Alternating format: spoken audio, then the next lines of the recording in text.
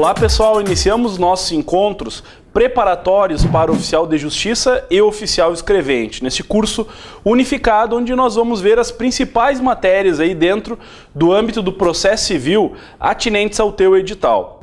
Então, dentro desse aspecto, nós vamos analisar vários tópicos relacionados à matéria, ver a profundidade necessária ao teu concurso e fazer um treinamento ao longo das aulas sobre os diversos pontos que a gente vai trabalhando. Então, espero que você acompanhe e sempre o sucesso na tua aprovação depende de muito empenho e treinamento. Então, vamos passando as aulas e fazendo as questões, elaborando as questões para fixar e verificar exatamente a amplitude, o modo como isso vem sendo cobrado nas aulas. Então é bem importante que você acompanhe o curso aqui com a gente, faça diretamente aí as questões, se empenhe nas aulas, que isso é a receita do teu sucesso.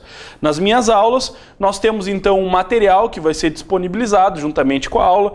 Peço que você tenha em mãos esse material, ou impresso, ou acompanhe em tela quando realizarmos a referência, para justamente verificar os diversos tópicos atinentes, palavras, expressões e pegadinhas que as questões podem colocar, certo? Então a gente vai atuando exatamente assim, passando artigo por artigo, ressaltando os principais. Alguns artigos vamos passar aí numa matéria um pouco en passant, porque não são artigos importantes, então rapidamente vamos nos deter exatamente naqueles principais artigos que são os top, né, que costumam cair exatamente aí na hora da prova. Então fiquem com a gente, acompanhem a aula, que eu acho bem proveitoso e muito importante para o teu sucesso este acompanhamento. Meu nome é Juliano Colombo, eu sou professor aqui no Verbo Jurídico há mais de 7 anos e trabalho aí com a disciplina de processo civil, né? Então vamos identificar os principais tópicos atinentes às questões. Você vai ver que ao longo do material nós temos lá na parte final algumas questões pertinentes. Essas questões elas estão relacionadas aí a questões de principais concursos que já caíram no nível que vai ser desejado e na profundidade desejada por você. Então a gente vai passando os diversos tópicos e dentro desses tópicos vamos também trabalhando com exercícios de fixação. Você vai ver que não está aí no gabarito diretamente não está aí no material o gabarito das questões, mas a gente vai passando ponto a ponto, parando e fazendo as questões num tempo apropriado, justamente para conseguir entrar aí nessa linha e entender exatamente aquilo que seria a matéria principal, certo? Então nós começamos na aula de hoje, começamos estes encontros trabalhando diretamente aí com a figura da comunicação dos atos processuais. O ponto da aula vai ser um ponto que certamente, quase posso dizer 99% de certeza, que vai ser cobrado na tua prova. Justamente porque se você analisa o histórico das provas, isso vem sendo cobrado bastante. Então é um ponto importante, um ponto que merece uma relevância, um ponto que merece uma análise com maior vagar, para a gente entender exatamente todos os tópicos relacionados a essa matéria, a profundidade necessária. Bem, na aula de hoje, a gente vai trabalhar então com a comunicação dos atos, comunicação dos atos processuais, certo? Nas suas duas variadas formas que estão previstas aí no Código de Processo Civil, justamente na estrutura da citação e da intimação. Então, basicamente, nós vamos trabalhar aí dentro do artigo 213 ao artigo 242, certo? Então, o ponto da aula é exatamente isso. Comunicação dos atos referente aos artigos 213 a 242. Nas últimas provas, se nós observarmos, várias questões caíram neste repertório de artigos do 213 ao 242. Justamente por quê? Porque essas questões, elas trabalham, esses artigos, eles trabalham com uma matéria extremamente importante, que diz respeito à citação e à intimação. Atos muito ligados à estrutura da tua prova, pois ligados à atividade, tanto do oficial de justiça, como do oficial escrevente. Então, dentro disso, nós temos que ter um cuidado enorme com essas duas matérias muito cobradas em prova. A figura da citação e intimação. Certo? Ponto da aula de hoje, citação e intimação, nas suas mais variadas formas, tanto a citação quanto a intimação. Esta matéria está no ambiente do ponto comunicação dos atos processuais, cujo repertório de artigos nós temos 213 ao 242 do nosso Código de Processo Civil, certo? Então, 213 ao 242 do Código de Processo Civil, essa será a matéria que nós vamos atacar aí na aula de hoje. Certo? Eu começo aí no teu material fazendo uma referência ao artigo 200, que ele só faz uma ambientação para a ideia da citação e para a ideia da intimação. Na qualificação dos atos processuais, ele vai dizer, olha, que os atos podem ser ordenados por carta ou por ordem. Então, por ordem direta do juiz, quando eu estou na mesma comarca, ou por carta. Que aí nós temos as cartas de ordem, as cartas precatórias, as cartas rogatórias, que nós vamos ver depois, posteriormente, certo? Então, o artigo 200 eu só coloco ele como início aí do teu material para entender e aprofundar o sistema de comunicação dos atos. Mas o ponto importante, depois a gente vai retornar para ele, seria a figura da citação e da intimação, que é o 213 ao 242, certo? Vamos lá então. Num primeiro momento, nós temos que, além de analisar a estrutura própria dos artigos, entender uma diferença entre citação e intimação. E aí já é um ponto bem interessante para nós enfrentarmos um tipo de questão. Então, se a gente começa no 213, ao analisar a figura da citação, nós vamos verificar que citação como um ato primário do processo, um dos primeiros atos processuais, onde eu tenho a citação do réu, citação pelo artigo 213,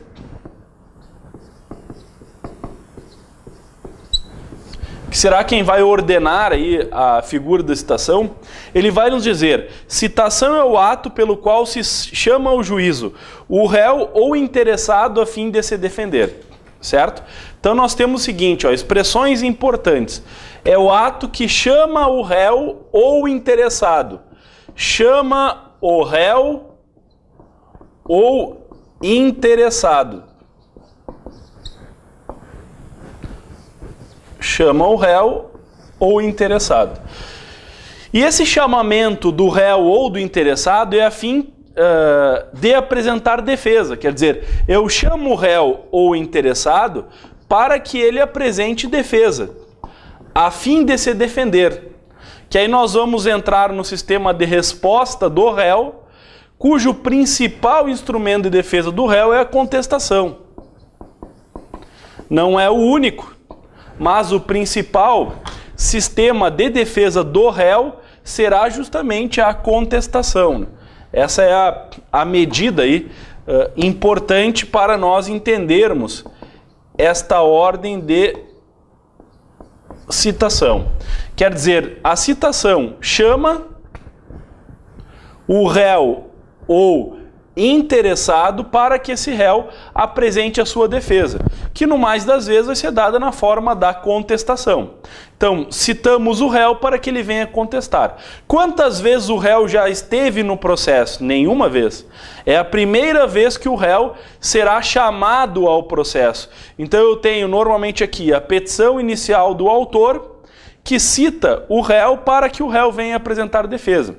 Tanto que num processo, o réu vai ser citado uma única vez, certo? Então, porque ele vai ser chamado a fim de se defender uma única vez. Até porque, de regra, o momento da contestação é uma única vez. Então, dentro disso, eu tenho uma citação. A gente não vai entrar agora na intimação, porque ela já é momento posterior, na parte final da aula, mas se a questão perguntar qual é a diferença entre citação e intimação, que é uma pergunta muito relacionada aí no âmbito das questões de concurso. A intimação ela não está prevista no artigo 213. Ela está prevista, se tu pegar o teu material, a intimação ela está prevista lá no final, no 234, artigo 234. Pega lá a tua página 9 e pegue lá o artigo 234.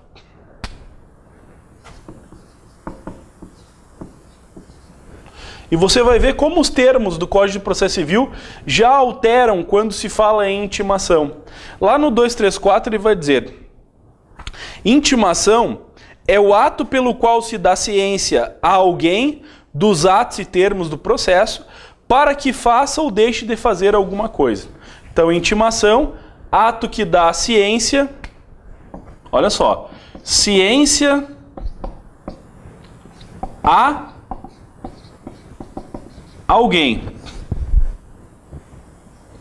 Esse é o termo legal do artigo 234. Ciência a alguém.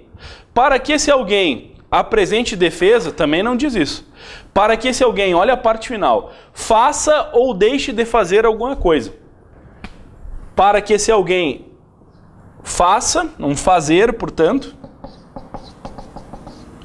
ou deixe de fazer, ou não faça. Portanto, não fazer. Certo? Veja como é uma diferença brutal entre citação e intimação. Citação, eu estou no ambiente de chamar o réu ou interessado. Quem será o réu? O réu é aquele que está qualificado como réu em um ato tipicamente de jurisdição. O interessado quem é? Na verdade, o interessado aqui, ele também vai ser parte. O que o 213 fez foi só uma divisão entre o que é jurisdição contenciosa e o que seria uma jurisdição voluntária. Como assim? Quando eu vou demandar contra alguém porque eu estou em conflito com aquele alguém, eu vou chamar ele de réu, portanto réu. Quando eu não estou em conflito, mas eu preciso ir ao Poder Judiciário para, por exemplo, interditar uma pessoa, porque aquela pessoa, o meu pai, não tem mais condições de exprimir a sua vontade. Portanto, eu entro com uma ação de interdição para representá-lo nos atos da vida civil. Eu não estou indo contra ele, mas ele é interessado nesse processo. A gente afirma que não há lide, portanto, não há pretensão resistida, não há um conflito de interesse entre essas partes. Então, chamamos eles de interessados e não propriamente de parte, autor ou réu.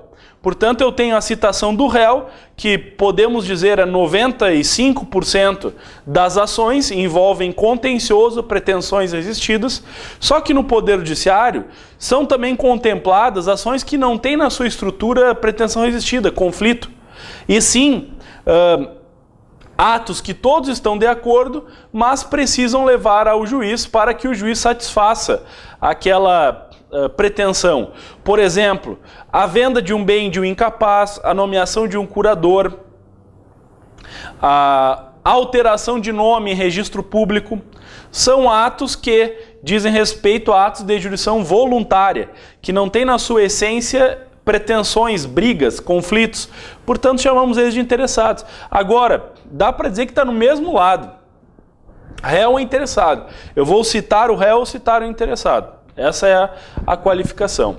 Já a figura da intimação, eu não vou chamar o sujeito, eu vou dar ciência a ele. E esse ele pode ser quem? Réu? Interessado? Sim, porque réu e interessado são alguém. Réu, interessado, pode ser o autor, pode ser um terceiro.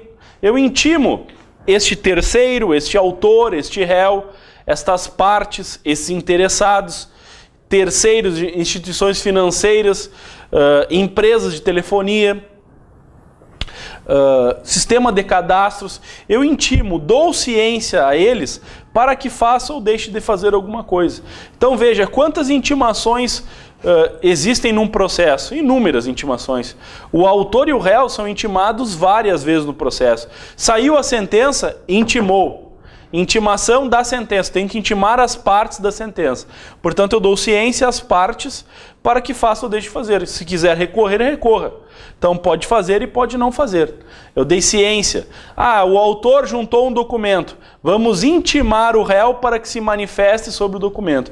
Eu dou ciência ao réu que existe um documento nos autos, para que ele se manifeste ou não sobre aquele documento que está nos autos. Intimação. Agora, eu já citei ele, já chamei ele já está no processo.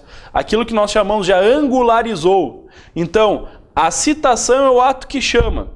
A intimação são a informação que é dada, e portanto a ciência, dos diversos atos processuais, para que réu, autor, terceiro, faça ou deixe de fazer. Portanto, o sujeito que é parte, ele será, antes de ser intimado, ele vai ser citado. Então, vou ter normalmente citação e depois as diversas intimações sobre os atos processuais que podem surgir.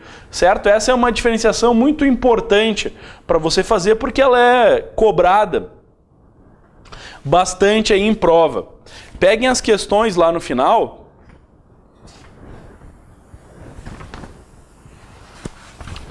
E você vai ver como existe esse tipo de pergunta em nível aí de prova, exatamente no ambiente do teu concurso, né? Peguem lá, por exemplo, a questão 7. Questão 7 vai dizer, citação é o ato pelo qual se dá ciência a alguém dos atos e termos do processo para que faça ou deixe de fazer alguma coisa. O que pegou a questão? A questão pegou o conceito de intimação e colocou citação. Eu vou dar ciência a alguém dos atos e termos? Não, isso não é citação. Citação vincula muito a palavra chamar. Chamei o réu a fim de se defender, certo? Réu é interessado a fim de se defender. Então a nossa questão número 7 é falsa, justamente porque confunde os conceitos de intimação e os conceitos de citação, certo? Isso você vai ver também nas questões de múltipla escolha, muito comum esse tipo de afirmação. Pega lá a tua questão 20, só quero analisar uma alternativa, a gente não vai dar o gabarito agora da questão 20, mas pega lá a questão 20, que caiu para analista judiciário pela Fundação Carlos Chagas, e aí você já vê a amplitude disso em nível da prova, né? Então pega lá a questão 20, ela vai dizer, a citação, olha a letra A, é o ato pelo qual se dá ciência a alguém dos atos e termos do processo, para que faça ou deixe de fazer alguma coisa. E já está falso, porque, de novo, pegou o conceito de citação e colocou como se fosse de intimação. Aqui, normalmente, tu pega uma questão ou uma alternativa, porque é muito comum questão que vai alterar conceito de citação e conceito de intimação. Então, citação, fique bem claro, não vou dar o gabarito agora da questão 20, porque nós temos outras matérias a analisar, mas a gente sabe que a letra A está falsa, porque citação não é a letra A, porque a letra A contemplou aí na questão 20 o conceito de intimação, certo? Bem, dentro desse ambiente que nós estamos trabalhando, a gente segue então no contexto da citação. Só fizemos uma parada aí para diferenciar a citação e intimação, que eu acho um ponto fundamental aí na aula, né? Sabermos diferenciar citação de intimação. E aí continuamos na análise da citação. A citação, ela defende um valor constitucional denominado ampla defesa e contraditório. É por isso que a citação, ela tem que respeitar determinadas formalidades. E é por isso que você, como oficial de justiça, oficial escrevente, está muito ligado à atuação deste ato processual de citação. E ele pode, sendo mal feito, não cumprindo as formalidades estabelecidas, ser declarado nulo e, portanto, viciar todo o processo por nulidade de citação. Porque ele defende um valor que é constitucional, denominado ampla defesa e contraditório.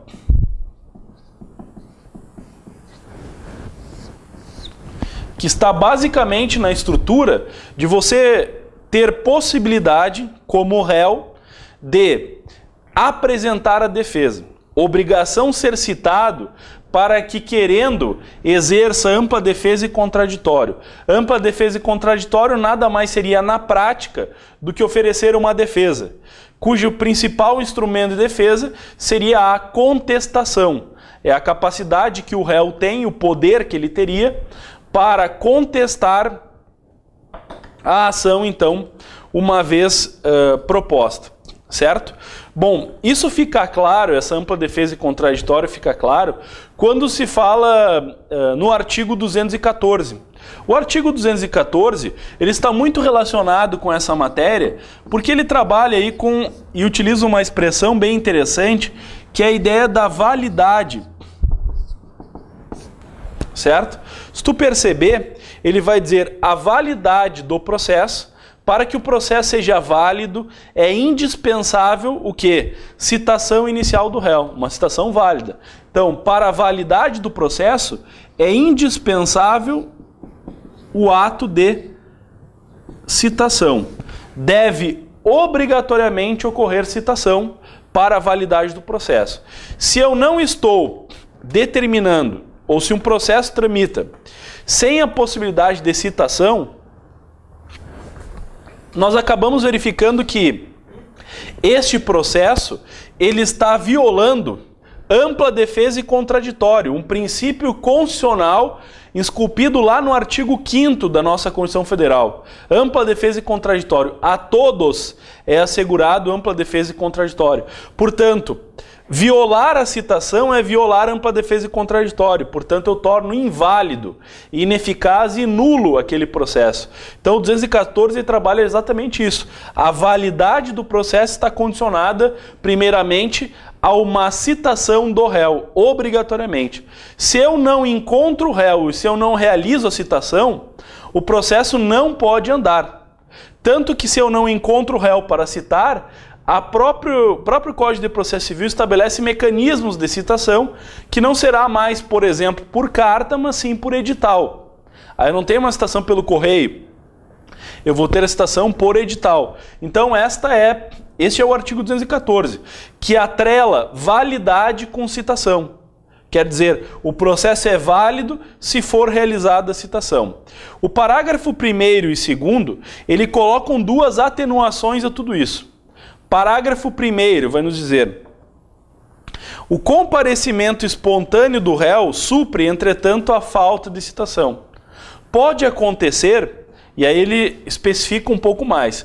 Pelo parágrafo 1º desse artigo 214, ele está nos dizendo o seguinte: pode acontecer que a citação não seja realizada. Bom, aí eu já penso, não sendo realizada a citação, é caso de invalidade do processo e aplicação, então, de uma violação ampla defesa e contraditório. Portanto, eu não tenho a citação realizada. Não tendo a citação realizada, poderá acontecer que o réu não é citado, mas ele comparece espontaneamente aos autos, comparecimento espontâneo do réu.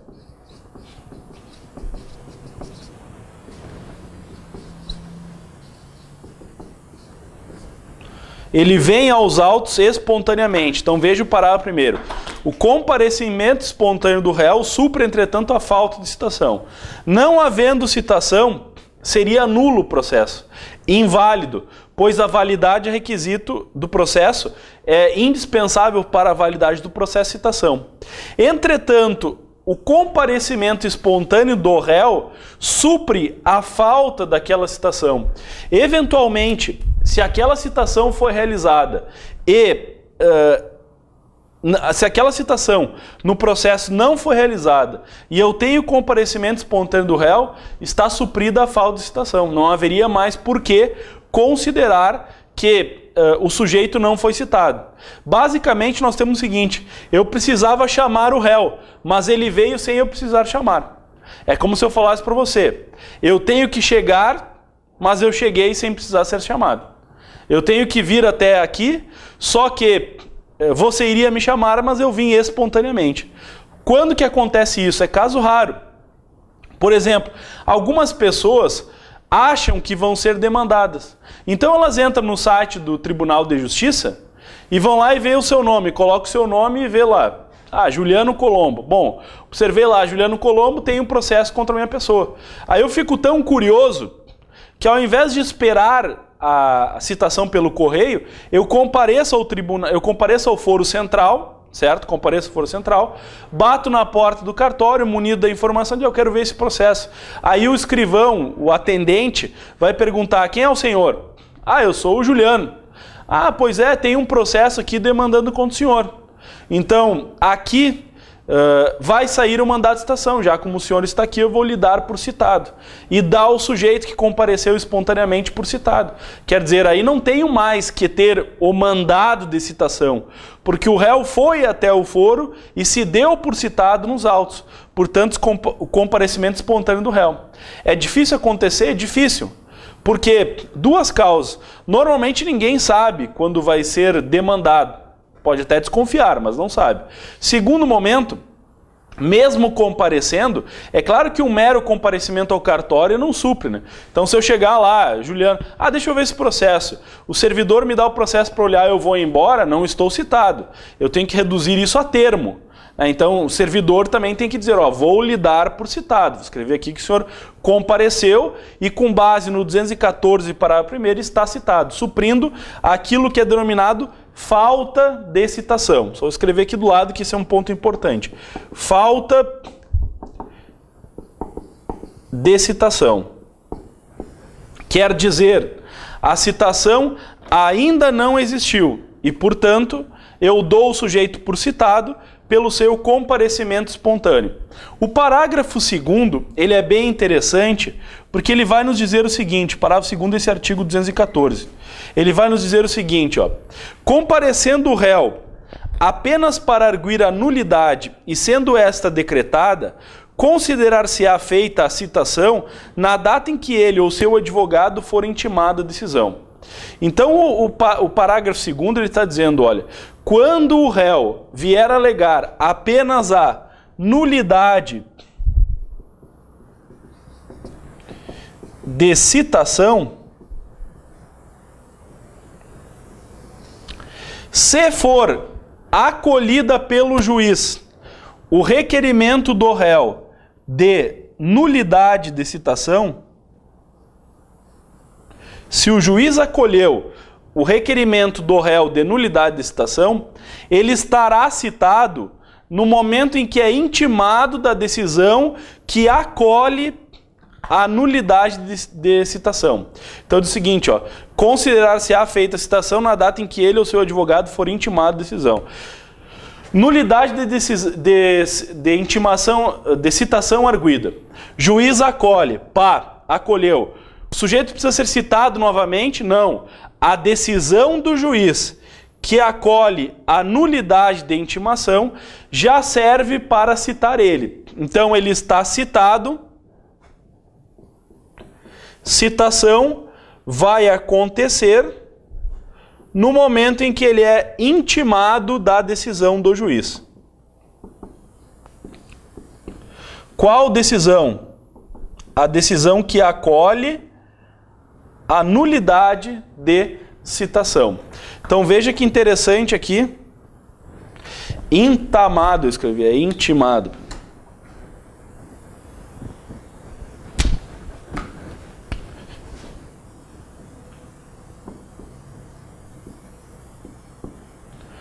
Certo? Então, no momento em que ele é intimado da decisão, haveria aí a consideração da citação. Então aqui nós temos um ponto bem importante para ressaltar, que diz respeito exatamente a este contexto da citação e da intimação. Veja bem, olha só. Nós temos para o processo a necessidade obrigatória de citação. Portanto, o processo vai ser válido se ocorrer citação. Só que o parágrafo 1º vai nos dizer o seguinte, mas pode não ocorrer citação. Pode não existir mandado de citação, desde que o réu compareça espontaneamente. Portanto, se faltou a citação e o réu comparecer espontaneamente, a falta de citação está suprida. Parágrafo 2º. A nulidade da citação, se for arguida pelo réu. Então vamos só entender o seguinte: qual é a diferença entre falta de citação e nulidade de citação? É que falta de citação, a citação não existiu. Nulidade de citação, a citação existiu, mas é nula. Certo? Essa é a diferença. Então, falta de citação, comparecimento espontâneo do réu aos autos. Aí a nulidade de citação. Vamos supor que eu, Juliano, hoje, seja o dia do meu casamento. Aí eu casei hoje, no dia anterior eu saio para a lua, no dia posterior eu saio para a lua de mel. Aí estou em lua de mel, aquilo que o CPC chama de bodas, e sou citado no dia das minhas bodas, certo? Quer dizer, eu, Juliano, fui citado, só que esta citação é nula, porque eu não poderia ser citado logo após o meu casamento, nos 3 primeiros dias de bodas. Certo? Então não poderia ter sido citado, a citação é nula. Aí eu vou aos autos e alego, eu, Juliano, alego que a citação é nula e convenço o juiz que a citação é nula, mostrando para ele os artigos aplicáveis. Aí o juiz vai decidir exatamente: acolho o pedido de nulidade de citação proposto pelo Juliano, está nula a citação, apresente o Juliano em 15 dias contestação. Por quê? Porque esta decisão que acolhe a nulidade da citação é considerado como a citação no momento em que eu, Juliano, sou intimado. Quer dizer, o juiz vai reconhecer exatamente: quando tu casou, foi nula a citação. Mas agora que passaram 2 meses da tua citação, do teu casamento, agora eu estou decretando a nulidade da citação e estou te intimando que você está citado e apresente contestação em 15 dias.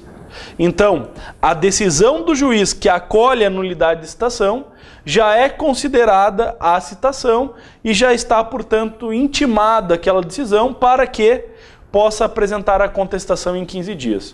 O parágrafo 2º é bem claro: comparecendo o réu apenas para arguir a nulidade da citação, foi o que o Juliano fez, casei, é nula, e sendo essa decretada, o juiz decreta, acolheu, considerar-se-á feita a citação na data em que ele é intimado da decisão. Então eu considero feita a citação na data em que ele é intimado. Quer dizer, saiu uma intimação, eu dei ciência ao Juliano que acabei de anular a citação anterior. Então agora ele está considerado como citado, não precisa sair novo mandado. Toma muito cuidado com um ponto que é muito comum nas questões. É muito comum uma questão colocar validade de citação e colocar o parágrafo 1º. O comparecimento espontâneo do réu aos autos supre a falta ou nulidade de citação. E veja que o termo aqui no parágrafo 1º, ele não diz supre a falta ou nulidade de citação. Ele só diz supre a falta de citação, não a nulidade. Somente a falta de citação. Porque a nulidade, ela não é suprida pelo comparecimento espontâneo. Porque vamos supor que o Juliano tenha sido citado de uma maneira nula nos primeiros dias lá das suas bodas, primeiros 3 dias de bodas. Aí acontece que ele chega no cartório e diz o seguinte: olha, eu fui... E aí quem atende ele é o servidor lá. Chega no cartório e atende ele o servidor e o Juliano diz: olha, tem um processo contra a minha pessoa, eu estou comparecendo espontaneamente porque a citação anterior foi nula, já que foi realizada 3 dias depois, 3 dias nas minhas bodas. E o servidor vai dizer: realmente é nula. Veja, o servidor não tem poder de decretar nulidade de citação. Quem é que tem poder de decretar a nulidade da citação já realizada? Só quem pode decretar nulidade de citação já realizada é o juiz, que é quem tem poder de decidir no processo. Porque escrivão, serventuário não decidem, eles informam. Tanto que o oficial de justiça é os olhos da justiça. Quer dizer, ele representa exatamente a justiça, mas ele não é o órgão decisor, não decide. Ele cumpre os atos, cumpre mandados. Então, na nulidade de citação, quando se trabalha com esse ambiente de nulidade de citação, não é o servidor ou a parte que vão dizer que a citação é nula. O Juliano, quando chegar lá, ele vai ter que juntar para o juiz a sua certidão de casamento e provar: senhor juiz, estou requerendo a nulidade de citação, não é para o servidor. Então, o comparecimento espontâneo do réu, pelo texto atual do Código de Processo Civil, não supre nulidade. Ele supre somente falta de citação e não a nulidade de citação, porque a nulidade de citação tem que ser afastada pelo juiz. Por isso que eu falei anteriormente, qual a diferença entre falta e nulidade? É que a falta ainda não foi realizada, enquanto a nulidade, a citação já foi realizada e, sendo esta realizada, vai ser decretada nula. E quem vai decretar a nulidade de citação é o juiz. Somente ele pode decretar esta nulidade, certo? Então toma cuidado bastante com esse elemento. Eu até apresentei na letra A, B e C, logo abaixo do parágrafo 2º, o que o réu pode fazer, né? Ele pode então contestar, ele pode arguir a nulidade, ele pode arguir as duas coisas, a nulidade e a defesa. Então esses são os elementos aí colocados, né, dentro da estrutura própria do processo. Então pega a tua questão número 9 lá, ou questão número 9, lá no final. Então lá na questão número 9 foi questionado exatamente isso. Vai nos dizer: comparecendo o réu apenas para arguir a nulidade e sendo esta declarada, considerar-se-á feita a citação na data em que ele ou seu advogado for intimado de decisão. Verdadeiro. Porque a citação foi realizada, é nula, e posteriormente o réu diz que ela é nula, o juiz acolhe. No momento que o réu é intimado da decisão que acolheu a nulidade de citação, haveria, portanto, aí, como realizada a citação, abre o prazo para oferecer a defesa. Certo? Porque ficaria, se a gente pensar, inútil o réu ter se manifestado, o juiz acolhe a nulidade e sair novo mandado para ele. Ele já está nos autos. Eu já chamei ele, porque ele veio aos autos para decretar, para buscar a nulidade da citação. Se ele veio aos autos para decretar a nulidade, não preciso chamar ele novamente. Basta que a decisão que acolheu a nulidade intime ele para apresentar 15 dias. Por que intimar? Porque ele já está citado nesse ambiente. A partir do momento que eu reconheci a nulidade, intimei ele, já está citado. Agora, basta apresentar ou não a defesa. Sabendo que a ampla defesa e contraditório, ele não precisa necessariamente ser efetivado, ele precisa ser oportunizado, certo? Então, essa é uma oportunização realizada aí dentro da ampla defesa e contraditório. Voltem lá no material, na página 1, e lá na página 1 nós temos o artigo 215 do Código de Processo Civil. Ele vai nos dizer o seguinte: far-se-á a citação pessoalmente ao réu, ao seu representante legal ou a procurador legalmente autorizado. Então só coloca aí que a citação ela não é realizada para terceiro ou perante terceiro. Ela é realizada pessoalmente ao réu. Então nós temos um sistema de pessoalidade na citação. Porque se eu estou demandando contra o Juliano é que tem que ser citado. Por isso nós afirmamos que a citação é pessoal. Certo? Então esse é o elemento aí que abre outra discussão, outra porta dentro do ambiente da citação. Então o 215, como artigo importante, ele vai estabelecer aquele sistema que nós afirmamos que é o sistema da pessoalidade. Afirmando diretamente o seguinte: olha, a citação ela tem que ser pessoal.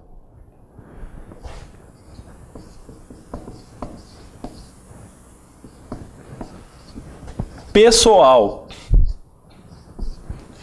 Isso quer dizer que ela é realizada na pessoa do réu. Só que ela poderia ocorrer em critério de representação ou procuração. Então diz o artigo 215: pessoalmente ao réu, far-se-á a citação pessoalmente ao réu, ao seu representante legal ou procurador legalmente constituído. Veja, ela é pessoal, mas ela pode ser dada ao representante, na pessoa do representante, ou de um procurador legalmente constituído. Ah, eu tenho uma procuração. Qual é a diferença do representante e do procurador? É que o representante ele não tem procuração. Por exemplo, a mãe representa o filho. Portanto, o pai representa o filho. Portanto, eu sou representante da minha filha que tem 1 ano. Ela não me deu uma procuração. Eu sou representante porque a lei civil determina a representação. Dos pais representam os filhos menores. Então aqui, se é absolutamente incapaz, falamos que é um critério de representação. Relativamente nós temos a assistência, mas a citação ela tem que ser pessoal. Pessoal ou pessoal no representante, pessoal no procurador. Ah, eu vou viajar e eu deixo uma procuração para que o meu irmão, por exemplo, receba citações em meu nome. Posso abrir contas bancárias, pode realizar negócios jurídicos, pode assinar contratos, pode receber citação. Havendo esse poder, poderia o procurador receber citação. Faço uma procuração, instrumento público, portanto, e confiro, o outorgante confere ao outorgado poderes. Portanto, a citação ela não sai da regra pessoal, representante ou procurador. Então é na pessoa do Juliano, quem ele representa, se houver, ou se não houver, é só na pessoa do Juliano, ou o procurador legalmente constituído, se houver, certo?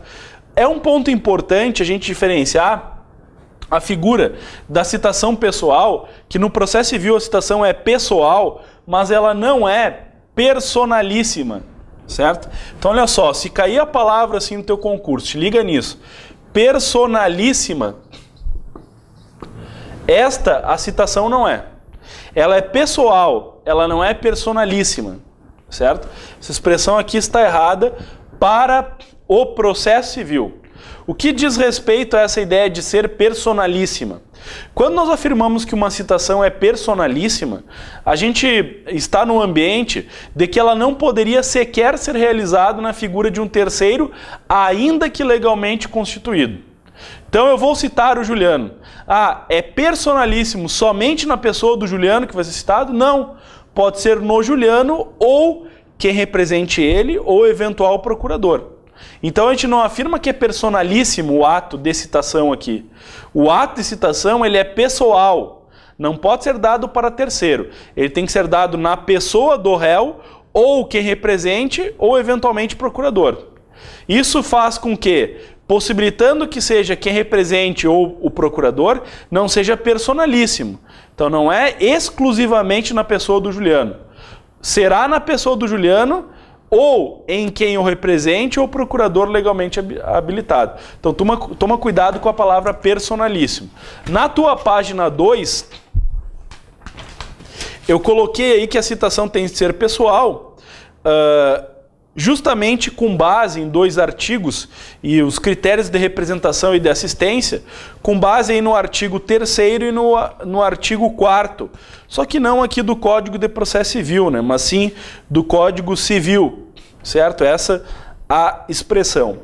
Nós temos 2 parágrafos extremamente interessantes sobre essa matéria e muito cobrados aí em termos de prova, que seria o parágrafo 1º e o parágrafo 2º do aspecto da citação. Encontramos muitas questões sobre isso. O parágrafo 1º,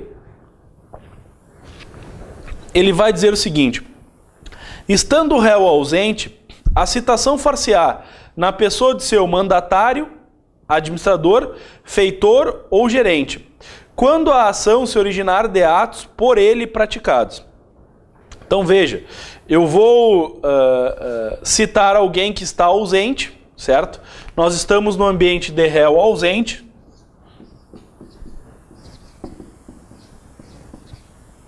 Que já é uma relativização deste critério de pessoal.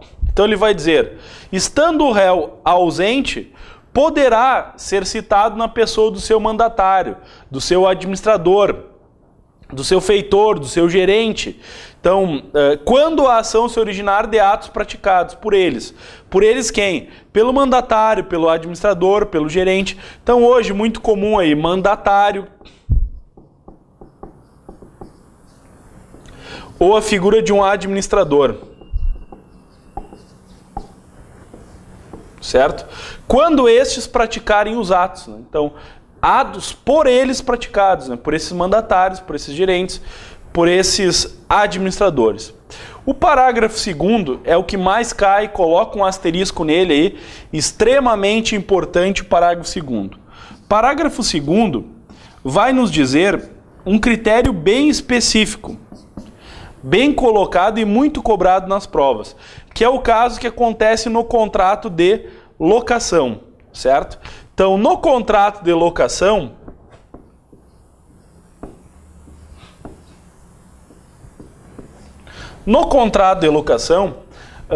que é regido pela lei do inquilinato, nós temos, na regra, dois sujeitos que contratam. Nós temos o locador, proprietário do imóvel, nós vamos ter, que pode ser proprietário, nós vamos ter, por exemplo, uma imobiliária fazendo toda esta administração, e nós vamos ter o inquilino, o locatário. É importante só você saber a definição aqui, só vamos abrir um link aqui dentro da locação, né? Porque a lei vai utilizar as palavras locador e locatário, certo? Então, locador e locatário. Essas são as expressões utilizadas aí pela lei. Locador e locatário. Locador é o proprietário do imóvel. Para gravar, né? Locador é o proprietário do imóvel. Enquanto locatário é o famoso inquilino. Quem está alugando. Porque é muito comum a questão de pegar aqui, nesse jogo de palavras, quando ele diz, você está locando imóvel, portanto, na qualidade de locador, ou sendo locador, errado. O sujeito que loca um imóvel, o termo jurídico para ele é locatário. O inquilino é locatário. E locador é o proprietário, certo? Então, o proprietário é o locador. O locatário é o inquilino. Uma vez eu vi um professor falando, e me lembro isso na faculdade, né? Nunca esqueci o exemplo dele, talvez te ajude bastante, porque não é bom pagar aluguel, né? Então ele definia, locatário é otário, né? Então, se eu estou na dúvida se o locatário é o proprietário ou é o locador, ou se o locatário é o proprietário ou inquilino, lembra que o locatário é o otário. É quem paga. Então, aquele que está sofrendo. Claro que não é bem assim, mas ajuda bastante para encontrar a resposta, né? Então, o locatário é o inquilino. O locador é aquele que está ganhando. O locador é o vencedor. Enquanto o locatário é aquele que está pagando o aluguel, certo? Então, na qualidade de inquilino. Aí te ajuda bastante para entender esse parágrafo 2º aqui. O parágrafo 2º, ele afirmou o seguinte: o locador que se ausentar do Brasil, então o locador, quem é o locador? Proprietário. Proprietário do imóvel, no caso, né? Claro que aqui a gente fala locador com proprietário para simplificar, mas nem sempre o locador vai ser um proprietário. Pode ser um sujeito que está locando e sublocou, pode ser um outro sujeito que tem autorização, né? Não vai ser exatamente quem tem a posse, pode transferi-la, pode locar. Não seria exatamente, em 100% das vezes, o proprietário. Então, e nem sempre, como eu dei o exemplo, o locatário vai ser o otário, né? Às vezes o locatário pode estar pagando um belo valor de aluguel, né? Muito mais do que se endividar na compra de um imóvel. Então, o critério do locador e locatário. Locador com o proprietário, portanto, do imóvel, ele pode se ausentar do Brasil sem cientificar o locatário que deixou na localidade onde estiver situado o imóvel, procurador com poderes para receber citação. Pensa, você está na qualidade de um locatário, portanto, na qualidade de um inquilino, e o locador se ausentou do país.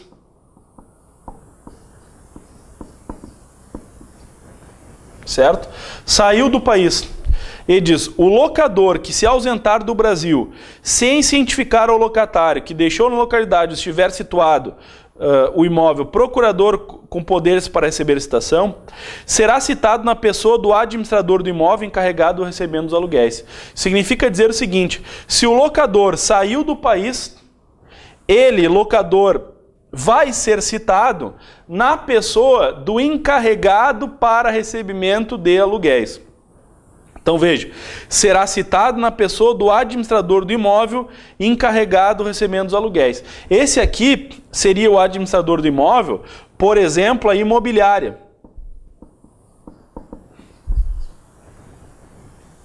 Vamos supor que o locatário, o inquilino, queira entrar com uma ação para renovar o valor do aluguel. E renovar o contrato de locação. E o locador, ele se ausentou do país e eu não consigo citá-lo e ele não deixou ninguém no país para receber citação, não me cientificou de ninguém para receber citação. O locatário pode pedir a citação da imobiliária, que seria a pessoa encarregada da administração e recebimento dos aluguéis. Então ele criou uma norma bem específica no contrato de inquilinato para regulamentar essa ideia, quando o locatário vai entrar com uma ação contra o locador, e nós temos a ação do inquilino contra o proprietário, não é somente aquela ação de despejo que existe a ação, por exemplo, de renovação do contrato de locação. O locatário vai entrar contra o locador, entretanto o locador está ausente do país. A citação far-se-á na pessoa da imobiliária, por exemplo, se há esta administração do aluguel, certo? E recebimento de aluguel. Então essa é uma norma bem específica. Aí você deve estar pensando, claro, e se não encontrar ninguém? Bom, se não encontrar ninguém, nesse parágrafo a lei não fez a previsão. Agora, eu tenho que saber, porque aí eu vou para uma casuística. Se não encontrar ninguém, bom, se o réu estiver em local incerto e não sabido, pode citar por edital. Mas agora aqui é uma regra específica do parágrafo 2º, quando o locador se ausentou do país, não cientificou o locatário que tinha alguém para receber citação em nome do locador, e portanto o locatário citará a própria imobiliária, que seria a responsável por a administração e pelo recebimento dos aluguéis, né? Exatamente neste ambiente aí colocado, né? Para recebimento do aluguel. Então, basicamente nesse sentido. Você vai ver que nós temos muitas questões sobre isso que estão aí inseridas exatamente naquele contexto da sua inserção dentro de algumas alternativas, né? Então, existem várias alternativas que você vai ver que nós vamos fazer, que trabalha exatamente com esse contexto aí da locação e do locador e do locatário. Então, gravem essa ideia que depois nós vamos fazer um treinamento bem profundo sobre essa matéria. Artigo 216. Pega lá o artigo 216, tua página 2. E seguindo a sequência dos artigos, nós temos um artigo que trabalha com um tópico bem interessante, porque nós já vimos que a citação é pessoal, não é personalíssima. Lá no artigo 216 vai nos dizer: a citação efetuar-se-á em qualquer lugar em que se encontre o réu. Nós temos exceções dadas no 217 e 218. Parágrafo único. O militar em serviço ativo será citado na unidade em que estiver servindo, se não for conhecida a sua residência ou nela não for encontrado. Veja que nós temos aqui duas regras bem importantes, postas no artigo 216. A primeira ideia do artigo 216 pode parecer simplória, mas eu tenho que cuidar dela em um ambiente da questão quando pergunta uma certa ordem de citação. Olha só, o 216 ele diz um tópico, uma ordem. A citação ela vai ser realizada em qualquer lugar que se encontre o réu, certo? Então nós temos lá, em qualquer lugar que se encontre o réu, posso realizar a citação.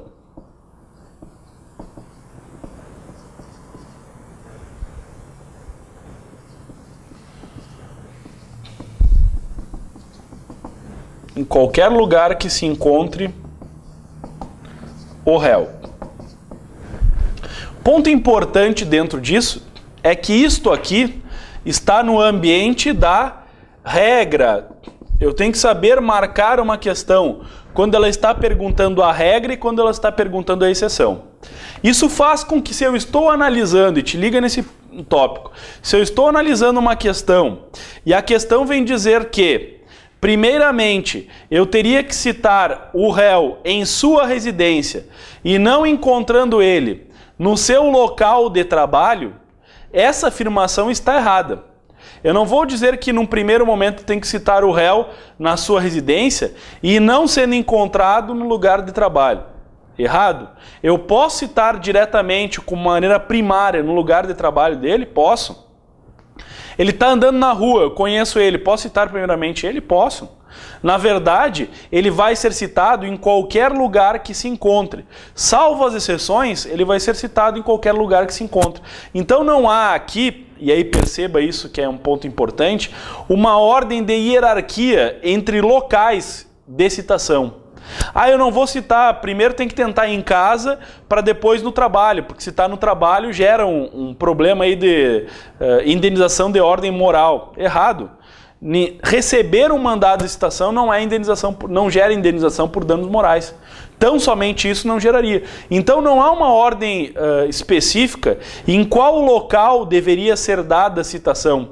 A citação vai ser dada no local onde ele se encontra. Pode ser no trabalho, pode ser no local de lazer, pode ser fazendo uma prática esportiva, pode ser na sua casa. Qualquer lugar. Se eu tenho condições de encontrá-lo, eu cito ele. É assim que o oficial vai. Ele está trabalhando, então eu vou lá no trabalho e citar ele. Não tem problema nenhum isso. Para os militares, há uma regra específica no parágrafo único do artigo 216, que é aqui apresentamos uma exceção, quando diz que ele vai ser citado no local em que está servindo, na hipótese de não ser encontrado na sua residência. Então veja que há aqui sim, no caso específico do militar, certo? Uma ordem específica para ele. Quando diz: o militar em serviço ativo será citado na unidade que estiver servindo, se não for conhecida a sua residência ou nela não for encontrado.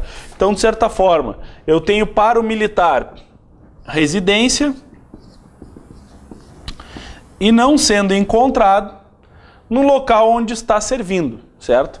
Então, local onde está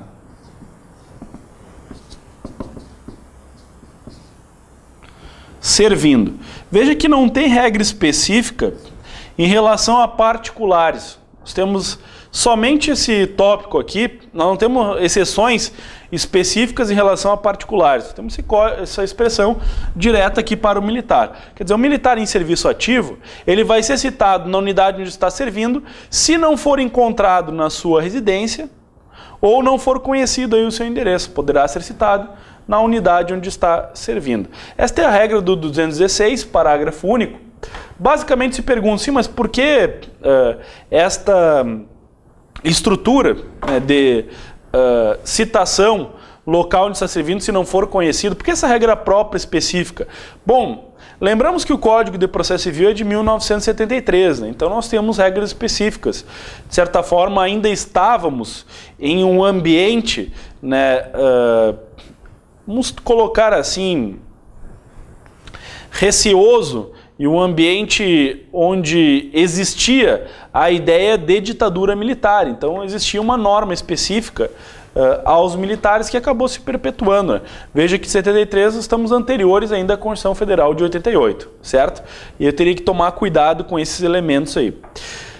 Bom, quando se fala em exceções à regra em qualquer lugar que se encontre, aí nós temos o artigo 217. O artigo 217 é extremamente importante, ele ressalta vários tópicos importantes, tu marca um asterisco nele, porque é um artigo que vale a pena estudar em razão da enorme incidência de questões que nós temos dentro do artigo 217. Certo? O artigo 217, ele vai dizer aquelas ocasiões em que há uma impossibilidade de citação. Então diz o 217, olha a ordem dele. Não se fará, porém, a citação, salvo para evitar o perecimento do direito. Então veja, não se fará a citação, salvo para evitar o perecimento do direito. Artigo 217. Então, lá no artigo 217, nós temos a impossibilidade de realizar a citação, salvo para efetivar ou cuidar ou afastar um possível perecimento de direito. Então, ele está dando duas regras, né? Que, a primeira ordem, que eu não posso citar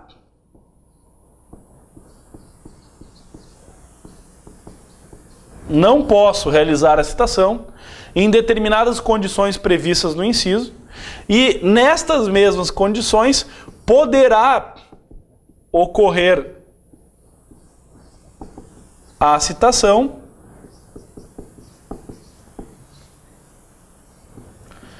na hipótese de perecimento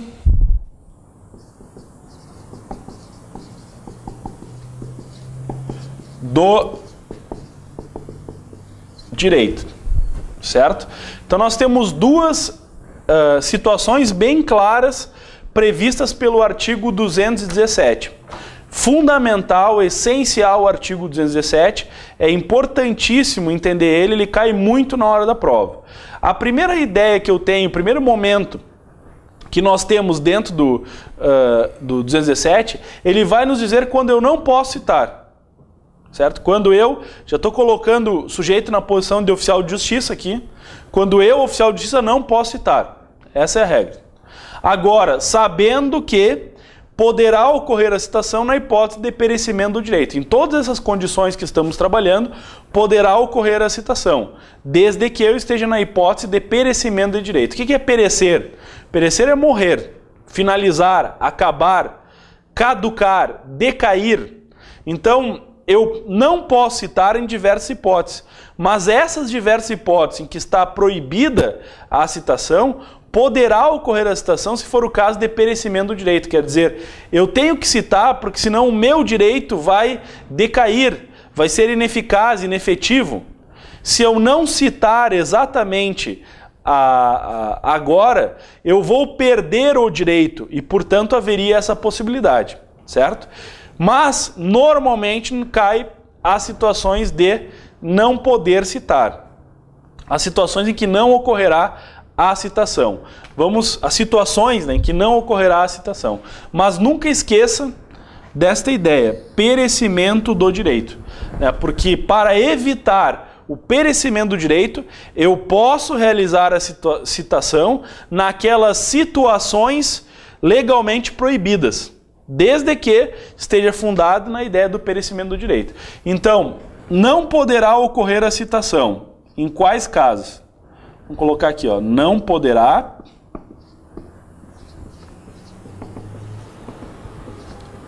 ocorrer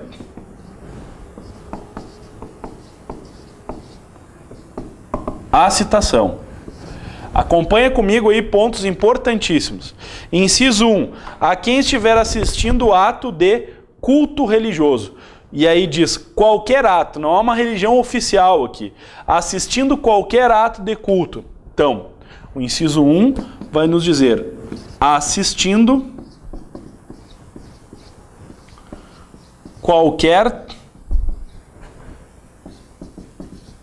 ato de culto religioso, certo? Então o sujeito está assistindo, participando, portanto, de qualquer ato de culto religioso,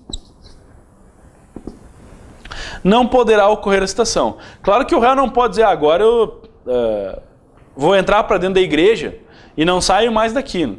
Não é estar no templo, é na verdade estar assistindo qualquer ato de culto religioso. Por isso que eu grifei aqui a palavra assistindo, né? Porque eu digo, um padre pode ser citado, ele está sempre trabalhando na igreja, participando, claro que pode. Então, ele não pode durante o culto religioso. Então, se o oficial de justiça, eu chego lá na porta, está lá na igreja. Aí eu vou lá correndo na igreja, porque eu posso citar ele em qualquer lugar, e está no meio da missa. Bom, tem que esperar acabar para depois citar, sob pena de ser arguida, então, a nulidade de citação. Depois diz o nosso... Aí, o fundamento disso, quando se fala em critério de... analisar o porquê dessa existência, há aquela ideia da liberdade religiosa, né, da proteção da dignidade. Então são meios, a gente até pode entender um pouco inaplicáveis, que a lei poderia até nem regular, né, evidente, está durante o ato de culto religioso. Bom, é só o oficial de justiça esperar, porque isso precisa ter lei, mas é um ato aí que dependerá então de uma regulamentação e principalmente cai na prova. E aí eu tenho que ter atenção para isso, né? Porque às vezes o sujeito está estudando e pensa, que isso vai interferir na minha vida, se eu sei que pode citar ou não. Porque se eu fosse oficial, eu ia esperar acabar. Sentava ali, esperava e depois citava. Não vou lá na frente chamar o sujeito. Eu vou esperar terminar. Bom, não faz diferença nenhuma, faz a diferença. A diferença é você passar ou não passar, essa é a diferença prática. Porque, infelizmente, às vezes as questões são perguntadas sem qualquer consequência muito prática, né? O que isso demonstra conhecimento? Não demonstra. Na verdade, em concursos como o qual tu está se submetendo, tu não precisa ter um conhecimento, precisa pintar a bolinha no local correto. Essa é a ideia. O conhecimento vai te levar a pintar a bolinha no local correto. Treinamento vai te levar a isso. Agora, conhecimento em si, mas eu sabia tanto e não passei. Pois é, porque talvez não treinou tanto. Não pintou a bolinha no local correto em treinamento. Agora, evidentemente que tendo consciência, tendo estudo, revela e ajuda muito aí para a aprovação, mas não é somente isso, a gente tem que ter cuidado dentro desse sentido. Diz o inciso 2, que chove na prova aí, cai muito. Aí o inciso 2 vai nos dizer, ao cônjuge ou a qualquer parente do morto, consanguíneo ou afim, em linha reta, ou na linha colateral em segundo grau, no dia do falecimento e nos 7 dias seguintes. Então veja, eu não posso citar o cônjuge ou o parente.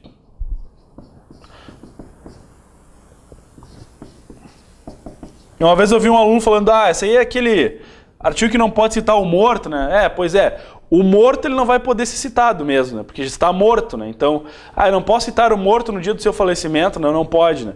Se ele é morto, ele não vai conseguir assinar lá o mandato de citação, nem ouvir e tal, né? Nós estamos dizendo que quem não pode ser citado são cônjuges ou parentes do morto, certo? Essa é a linha. Bom, o cônjuge ou parente do morto, ele não pode ser citado quando? E aí há uma regulamentação, basicamente, de respeitar uma certa privacidade, uma certa dor que o sujeito está sentindo. E, de certa forma, uma citação, ela nunca, vamos dizer assim, historicamente tem aquela ideia de uma citação trazer uma má notícia. Então, o sujeito já tem a má notícia, vai receber outra. Então, aí vai junto, já enterra junto, né? Então tá lá, o morto já faz outro caixão, porque chegou o oficial de justiça aqui, vai me citar, vou morrer do coração depois, vão enterrar os dois juntos. Já tá ruim e vai piorar, né? Então é basicamente essa a ideia. Portanto, no dia do falecimento,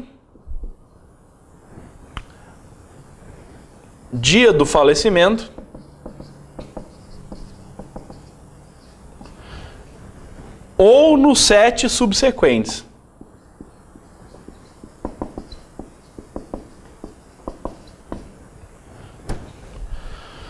Aí você pensar, por que 7? Se depois no casamento é 3, 7, bom, 7 são os dias da semana, Deus criou o mundo em 7 dias, aí o legislador teve a ideia de fazer 7 dias. Tem a missa de 7º dia, então, quer dizer, enterrou, agora teve a missa de 7º dia, bom, agora acabou. Tá certo? Deu. Agora vou viver minha vida. É um prazo razoável de luto, certo? Então, dia do falecimento e nos 7 dias subsequentes, haveria aí a impossibilidade de citar um cônjuge ou parente do morto, certo? Só que aqui há uma limitação. Qual seria essa limitação? O cônjuge ou parente do morto, que não poderá ser citado, ele é o sujeito que é consanguíneo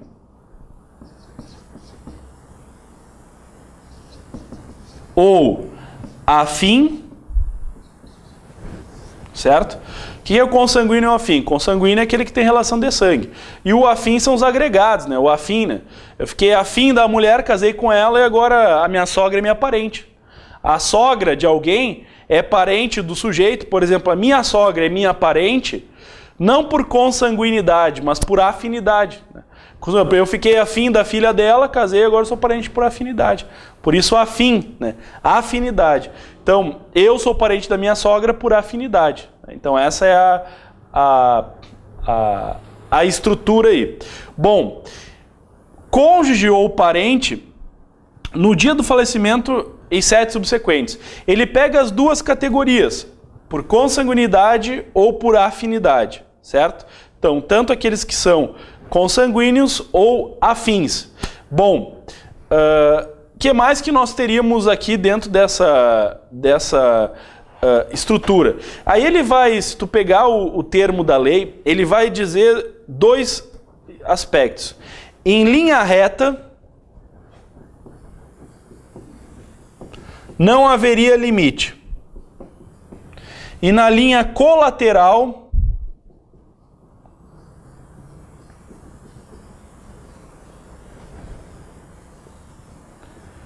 até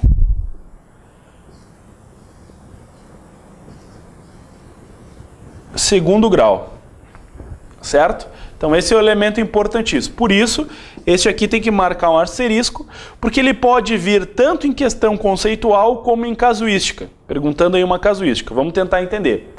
O cônjuge ou parente não podem ser citados tanto aqueles cônjuges ou parentes consanguíneos ou afins, em linha reta, sem limite algum, ou na linha colateral. O que seria a linha reta? Na linha reta, você tem aqueles descendentes diretos, portanto, linha reta. Então você tem, por exemplo, aqui, ó, avô, avó, mãe e Juliano. Eu sou parente da minha mãe em primeiro grau, porque aí eu pulo 1 grau, ó, primeiro grau, 1 grau, em linha reta.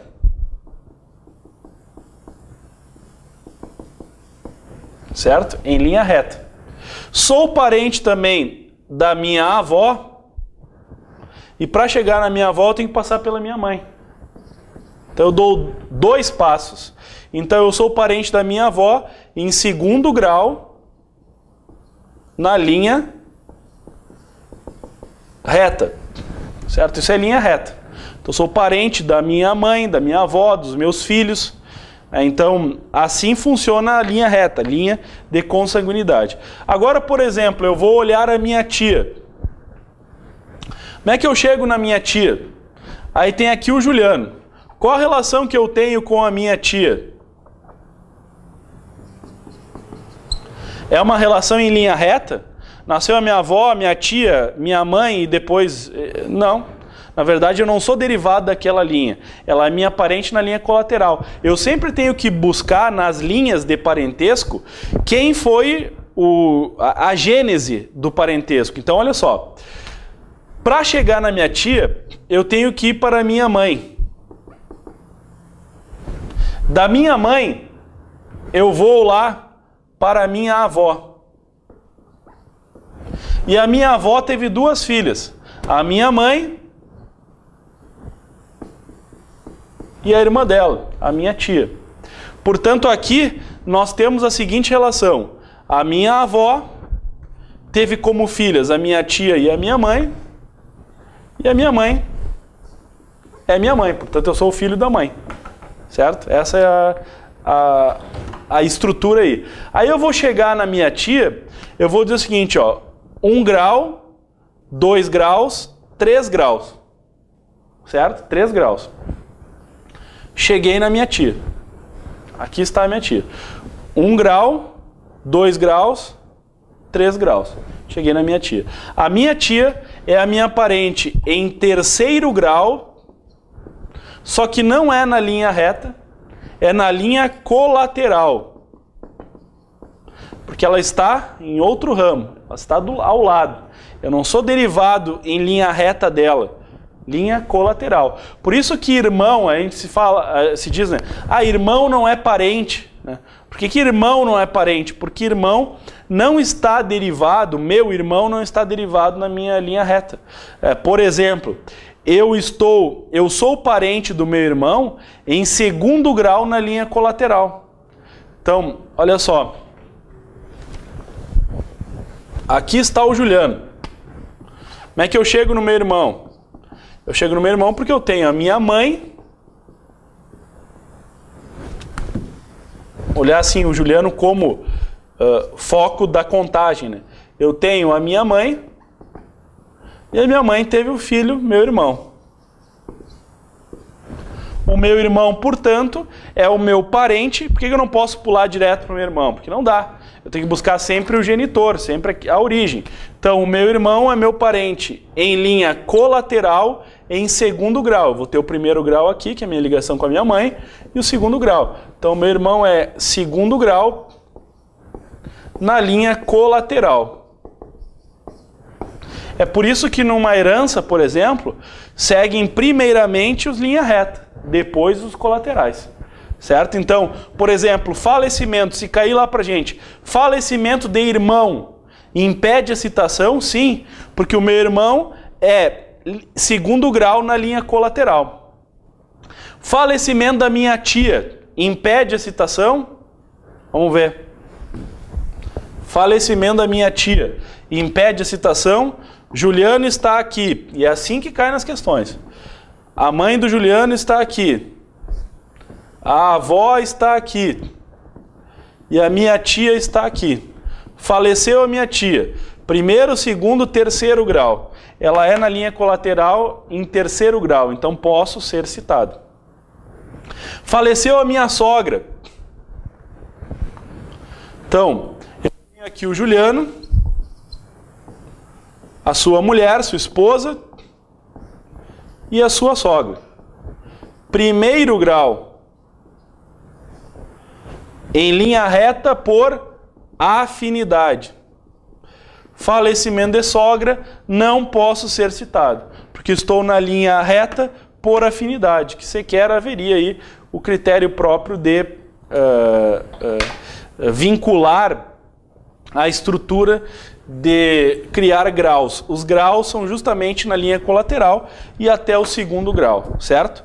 Esse é o elemento. Lembrando sempre que entre marido e mulher, quando você faz a contagem, né, por afinidade do marido vai para a mulher. Marido e mulher não são parentes, certo? Então não são parentes. Não tem relação de parentesco entre marido e mulher. Então não tem 1 grau de parentesco que 1º grau. Não são parentes. Certo? Aí tu pensa, que bom, pior ainda, tu é a mesma carne, certo? Não é parente porque é a mesma pessoa, a mesma carne, uma só carne, certo? Então, para o direito, uma só carne, um só instituto, marido e mulher, então não tem uma relação própria de parentesco, o que vai mudar só é a consanguinidade ou a afinidade, certo? Esse é o ponto, então, que eu tenho que tomar cuidado aí no inciso 2. No inciso 3, ele vai nos dizer, aos noivos, pega a tua página 3, né? Aos noivos, nos 3 primeiros dias de bodas, então aquilo que eu já havia comentado anteriormente, né? Os noivos, nos 3 primeiros dias de bodas, também não poderia ocorrer a citação. Vou colocar aqui, ó, noivos. Aí só lembra dos 3 dias, certo? Ponto importante, aí noivos 3 dias. E no inciso 4 vai nos dizer aos doentes enquanto grave o seu estado. E aí veja bem que não é qualquer doente, é enquanto grave o estado do doente, né? Então, doente grave, vamos colocar. doente. Se não, o sujeito está num estado grave, chega a citação, ele morre. Então, aí morreu de quê? Citação. Causa da doença, citação. Então, agravar o estado dele. Portanto, nós temos 4 formas aqui muito cobradas. A quem está assistindo o culto religioso, ao cônjuge ou parente do morto no dia do falecimento e nos 7 subsequentes, consanguíneo ao fim na linha reta, sem qualquer grau limitador, e na linha colateral em segundo grau, nos 3 dias de bodas aos noivos e aos doentes, então, enquanto grave o seu estado, certo? Essas são as normas que impedem a citação. Mas lembrando que nesses ambientes aqui, eu até poderia citar se for o caso de perecimento de direito. Então, na hipótese possível do perecimento do direito, poderia ser realizada a citação, ainda que eu esteja durante aqueles casos lá colocados, né, no artigo 217. Ainda dentro desses casos, haveria essa possibilidade de citação. Peguem as questões lá no final, certo? Lá no final, e dentro dessas questões pertinentes que nós vamos trabalhar, nós temos algumas interessantes. Pega a questão 8. Questão 8 vai nos dizer, ó, não se fará a citação, salvo para evitar o perecimento do direito. Aí diz lá, aos noivos nos 3 primeiros dias de bodas. Verdadeiro, né? Não se faz a citação, salvo para evitar o perecimento do direito aos noivos nos 3 primeiros dias de bodas. E aí, é um critério que tem que lembrar na hora da prova. Depois,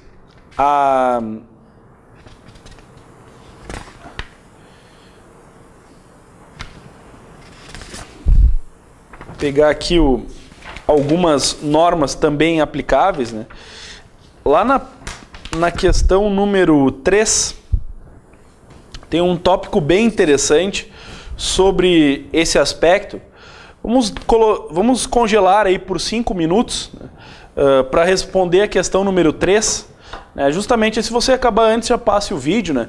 Mas 5 minutinhos para atacar a questão número 3, fazendo todos os desenhos relativos a essa estrutura aqui de quem poderia ou não poderia ser citado. Então vamos lá.